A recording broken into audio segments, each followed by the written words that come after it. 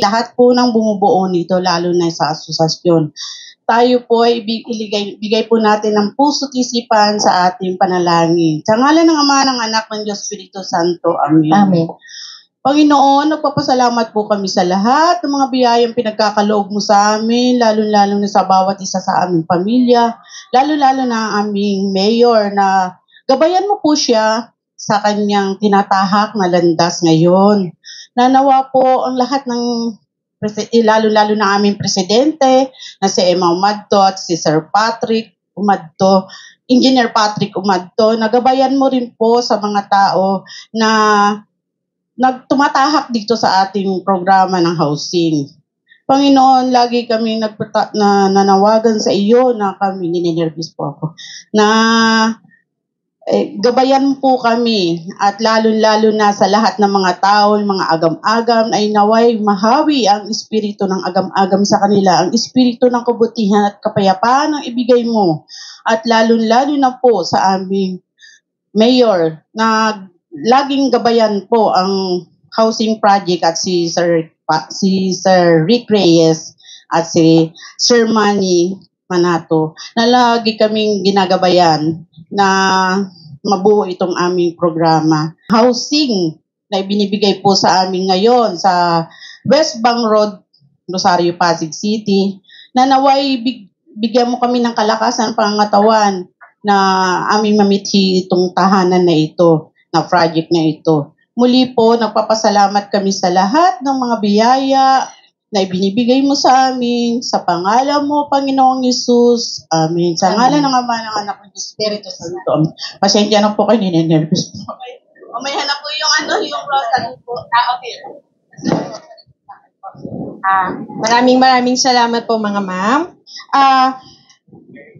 Ngayon naman po ay aming tatawagin ang ating head po ng puso na si Sir Ricardo Reyes para sa kanyang opening remarks.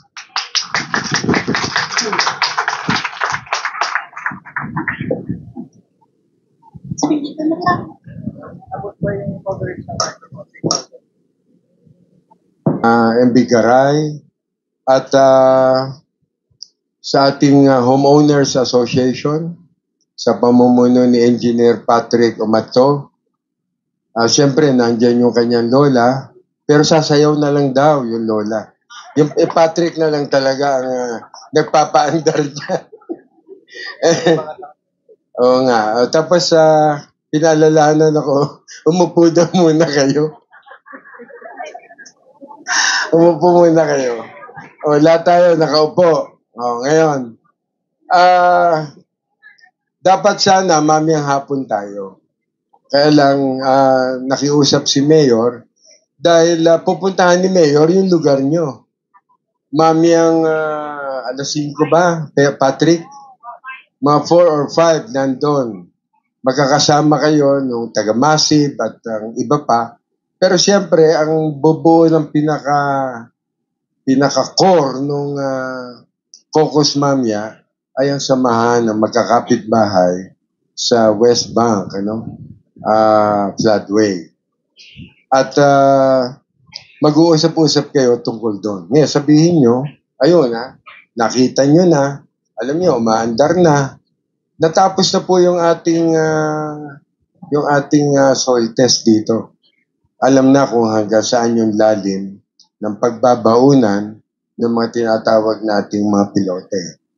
At para maging matibay, tapos malinaw na rin, ito yung ating naipresenta naman, nung nagkaroon tayo ng isang pagtitipon, yung ating project, na dinisenyo ng ating magaling na arkitektong si Arlen Guzman.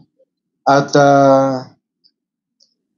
nakakatuwa po kasi alam nyo, ang hindi po na magtatayo, pagkatapos sige, apply kayo. Tapos ipoproseso ng isang opisina. Yun po ang isang pinagmulan ng palakasan. Samantalang kung kaagapay ang HOA sa pagpaplano at sa pagdidisenyo, walang makakaligtas. Walang makakalusot. Kaya yung pong itinayo sa tawiran, kung makakaasa kayo sa puso, wala na po yun. Kahit mga pinakamaliit na pagkakataon na makasingit, yung mga ganyang practices, sinara na po natin yan. At sa lahat ng mga proyekto, tangin yung lahat ng mga kontrakto. Walang nung dati, dahil nga yung housing office natin, siyempre, siya yung importanteng nag-endorso sa BAC, no?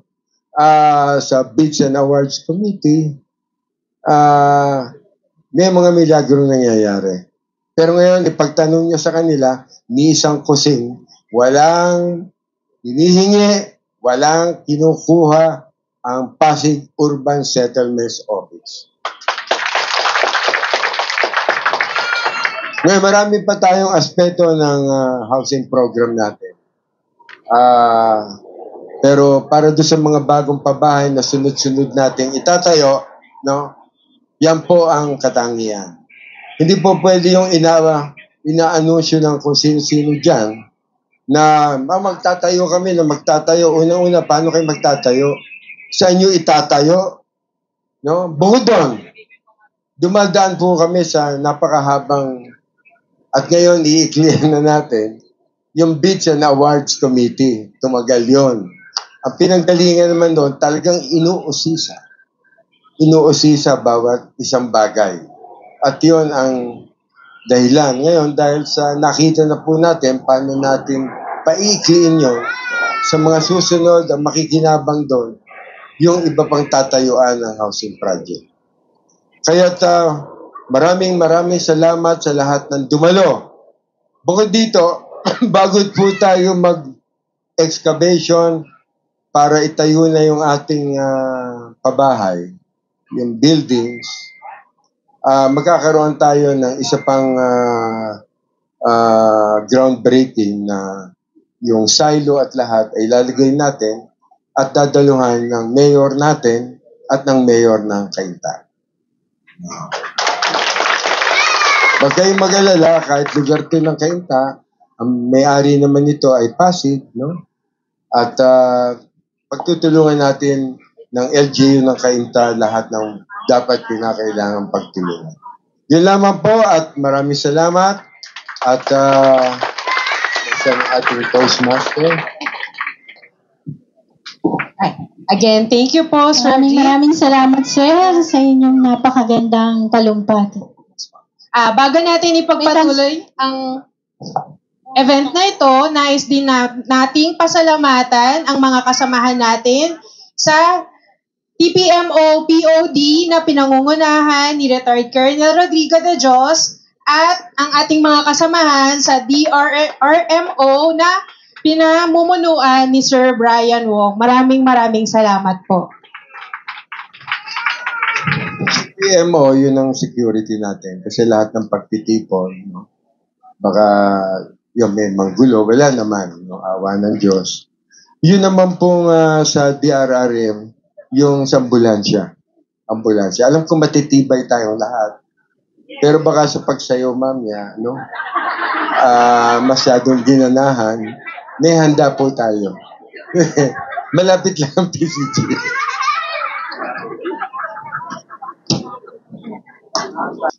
Ma'am Emma Umadto na mangunguna sa ating sayaw paalay at padasal sa ritual na ito.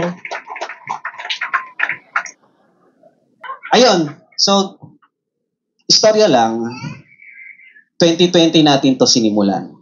Okay, 5 years in the making. Matatapos ito siguro by 2027. So, 7 years na. So, yung hirap ninyo sa pag-aantay, syempre sa pagpaproseso, pasalamatan ninyo yung mga leader ninyo, yung mga officer ninyo, si mga leader, area coordinator ninyo. Hindi ito mabubuo rin kung hindi dahil sa kanila. Yung mga panahon na kine-questionan ninyo, ay, ano ba itong programa? Sila yung nandyan para ipatunay, paghirapan na itotoo itong programa. Hindi nila kayo sinukuan. Pasalamatan nyo sila. Okay? So, hindi na siguro mahabang salita. Sa mga susunod, magkikita pa tayo dito. Sa mga hindi nakasama dito, magkakaroon tayo ng isa. Iba naman ang kasama. Okay? So yun lang po. Maraming salamat, Sir Puso, sa Pasig, sa mga developer ho natin nandun sa gilid. Nakasalalay ko sa inyo yung bahay namin. Pagkakapala ho namin sa inyo yung aming titirhan. Maraming salamat din ho sa inyo. Thank you all. Thank you all. Okay, kuya. Salamat, Engineer Patrick. Nung araw na pinag-aaral kita ng kinder pa lang, kinakarga-karga kita. Ngayon, isa ka ng ganap na engineer. Salamat sa iyong pagsisikap. Walang excuse na yung talagang, hindi naman talaga tayo doon sasayaw sa kalawakan ng bukid. Hanggang dito lang naman tayo. Natatakot kayo? Hindi masisira ang kutis nyo. Dati nang sira yan. Pero lang ha. Sige, tawag ko po yung mga opisyales. Inaanyayahan ko po kayo dito sa harapan. Huwag po kayong mahihiya. Sapagkat eto na to, matagal nating hinintay. 5 taon halos tayong naghintay. Sinabi ko naman sa inyo, pag nag-opening, ihanda ninyo ang inyong tuhod dahil tayo ay magsasayaw. Okay.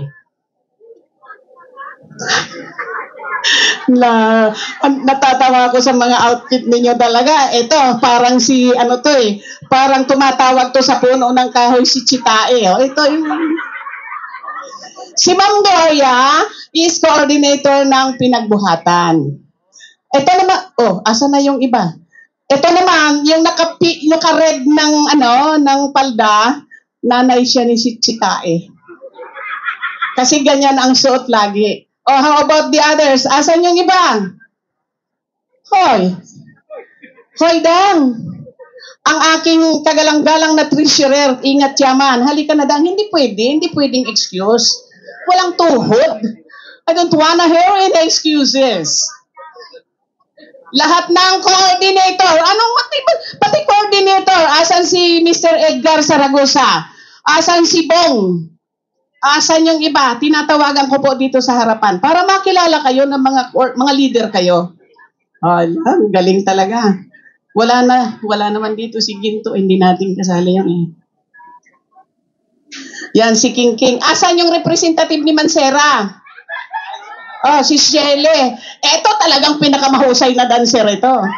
Pagka kumanta kayo at may words, may music, huwag nyo nang bigkasin yung kasi pag alam niya yung words, talagang ginaganyan niya yun. Pag sinabi niya yung words nyo ay mataba, talagang ganun siya. Tawag na! Shelley!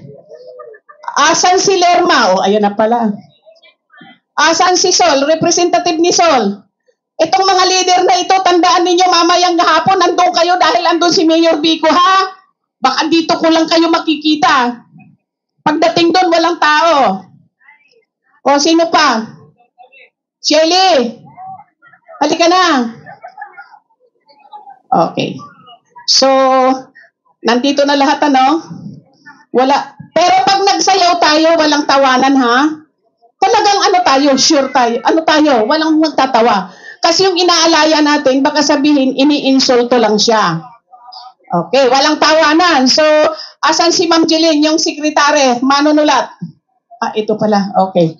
So, ano na po ang gagawin natin? Music please na, magsasayaw na tayo. Okay. Music please. Kahit na anong sayaw, basta walang tawanan at tatama yung inyong tuhod dun sa sayaw, ha? Magandang mainit na tanghali po sa atin. Ano po? Narito po kami bilang representative ng developer, ng contractor. Ako po ay si Engineer Jun Garay. Siya po si Engineer Gaudencio.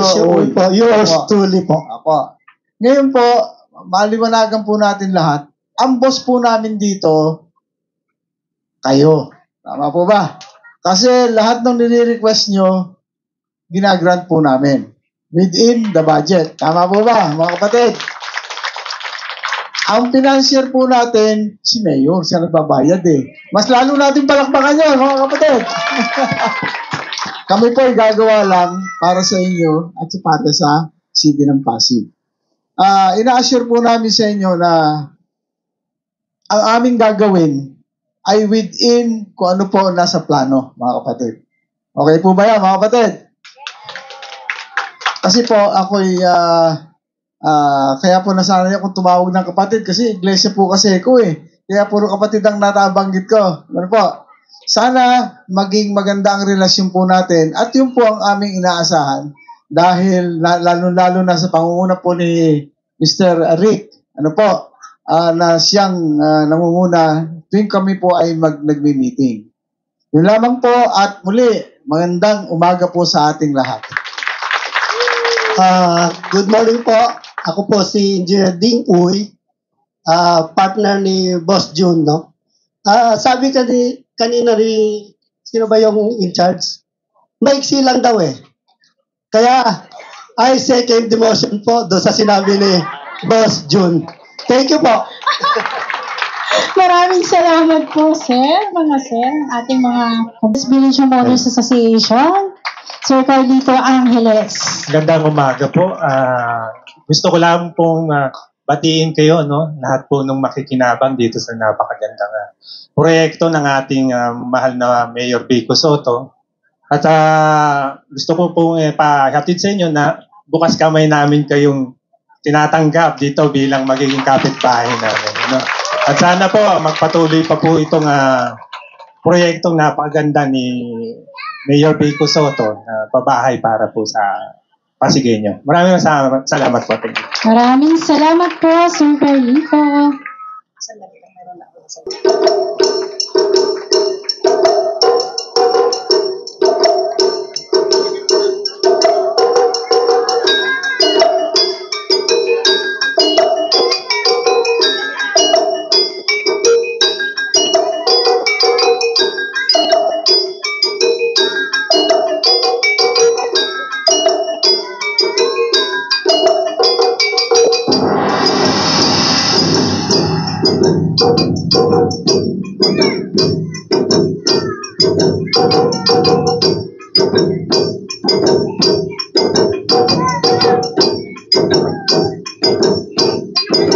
Inaanyayahan po natin ang mga beneficiaryo ng housing program na sumama po dito sa ating pag-aalay ng sayaw.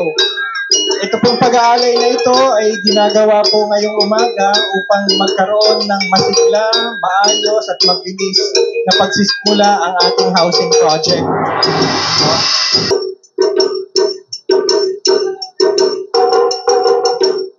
Mukhang balak po ng ating mga dancers na ikutin ng buong lote. Pero mainit po. Kung kakayanin po ng powers ninyo, well and good. Yeah. So inaanyayahan po natin yung mga beneficiaryo na sumama po sa pagsasayaw ng paalay. Hindi po siya umaandar pa. Pero baka po yun po ang tutumbukin ni Ma'am Emma. Kasalukuyan po na umuusad ang ating paalay. Mukhang ang tumbok po ay yung excavator.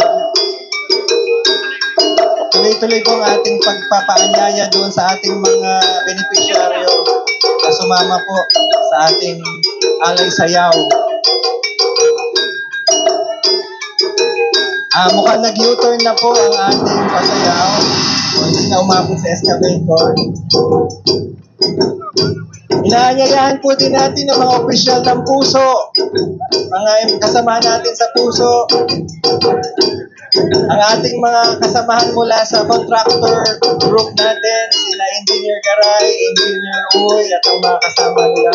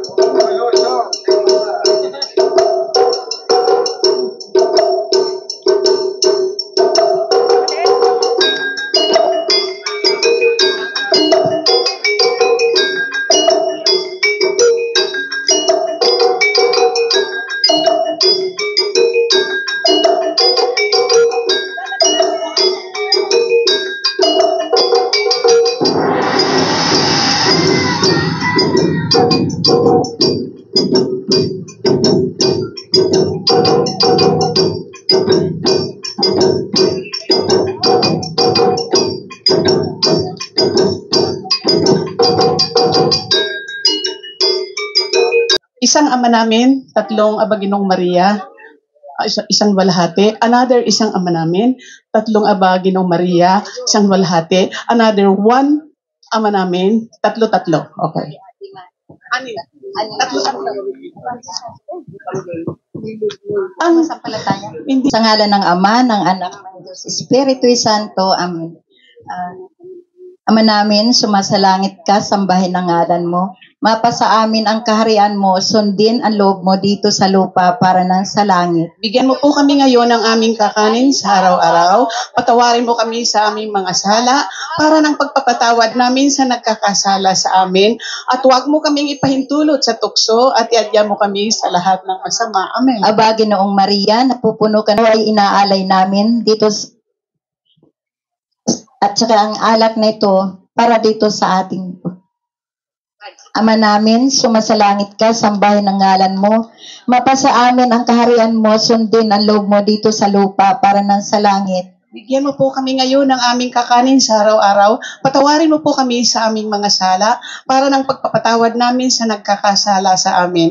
Huwag mo kaming ipahintulot sa tukso at iadya mo po kami sa lahat ng masama. Amen. Ang prutas pong ito na aming tangan ay ito po ay iniaalay namin sa lahat ng nakatira ditong aming mga kaibigan. Maraming salamat po. Ang alak na ito ay iniaalay din po namin sa kaibigan namin. Mayroon po kayong pulutan na sangkis with wine. Thank you so much. Salamat po. Sa ngalan ng Ama, ng Diyos, Espiritu Santo, Amen. Ibubuhos yung alak. Oh, sige. Oo, iikot ulit. Wala na pong music. Music, please. Salubong kayo. Huwag mong ubusin, baka hindi matirahan yung iba. Lo, wag kang magtira. Oh, music. Oh.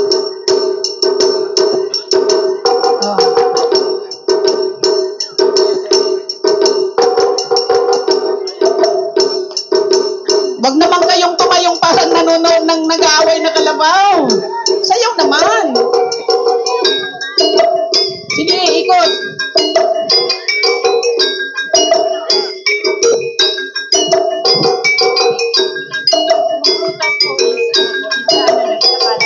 Ikakalat.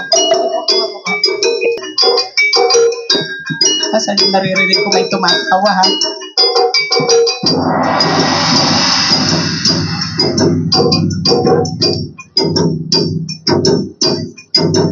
Sige pa, doon.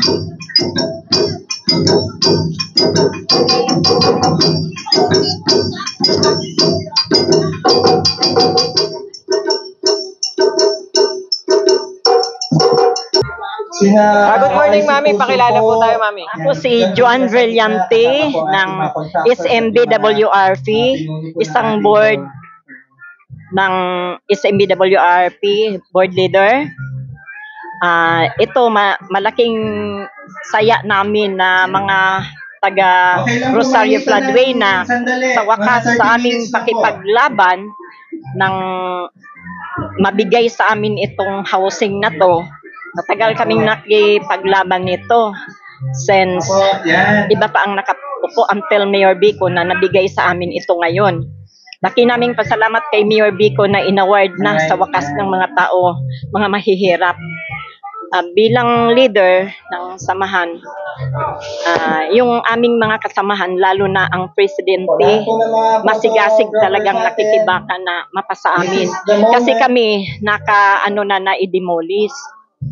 Matagal na inaano sa floodway. Sa West Bank floodway. Ang okay na yun. Nabigyan na sila.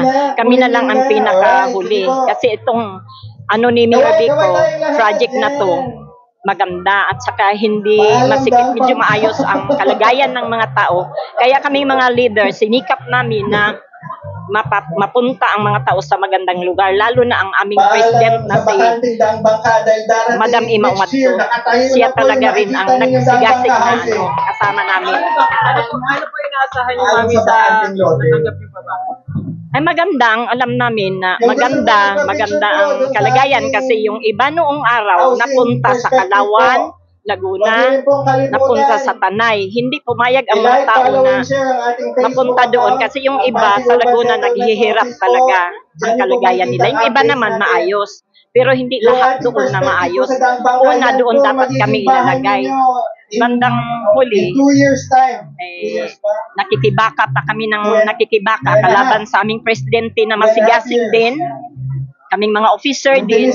Kaya nabigay ito. Pasalamat talaga kami ni Mayor Vico dahil maayos ang kanyang pagbigay ng housing para sa mga taong bayan. Salamat sa ating mahal na Mayor Vico Soto. Mayor, we love you. Ay, sir, good morning po. Pakilala po tayo, sir. Si Rick Reyes, ang pinuno ng Pasig Urban Settlements Office. Sir, ano po kasalukuyan naganap po dito po sa ating... Isa po itong cultural ceremony na dinadaos ng ating Homeowners Association, beneficiaries ng itong project na ito, housing project. 10 ng Pasig Urban Settlements Office at saka yung contractor. Sir, sino po ang mga beneficiaryo po? Ang mga beneficiary nito ay umaabot sa mahigit 600 na nakatira sa Manggahan, West Bank Road, sakop ng Barangay Rosario.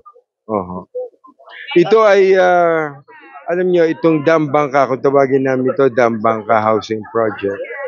Kasama yan nung nauna pa yung Tawiran Housing Project sa Santulan.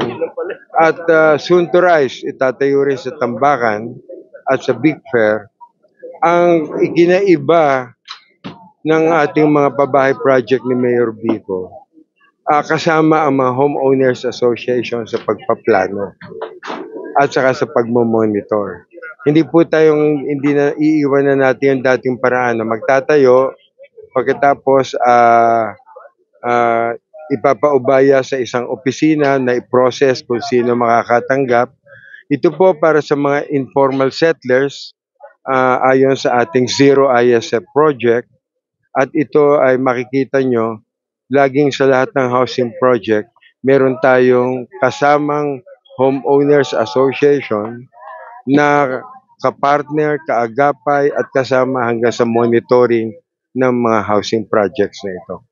At sir, gaano po katagal ang inaasahang construction? 1 taon at kalahati.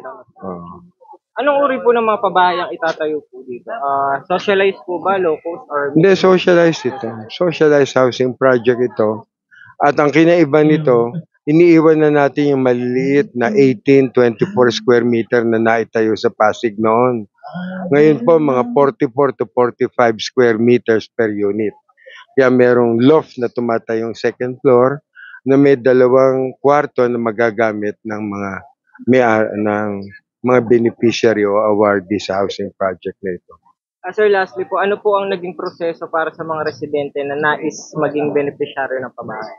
Ito nga sabi ko, maging member ng isang Homeowners Association.